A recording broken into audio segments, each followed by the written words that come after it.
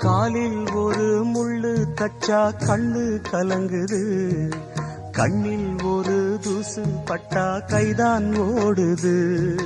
சேவல் அன்று கோடு கிழிச்சு வேலி போட்டது, வேலி தாண்டி கோழி போக வேளை வந்தது. அக்கம் பக்கம் யாரும் இல்ல, ஆபத்துக்கு பாவம் இல்ல, பாசத்துக்கு சட்டம் இல்ல, மீறுவது குத்தம் இல்ல. பாசத்துக்கு ரெக்க முளைச்சு பறந்து போகுது தன்னால. சம்சாரம் அது மின்சாரம், சம்சாரம் அது மின்சாரம்.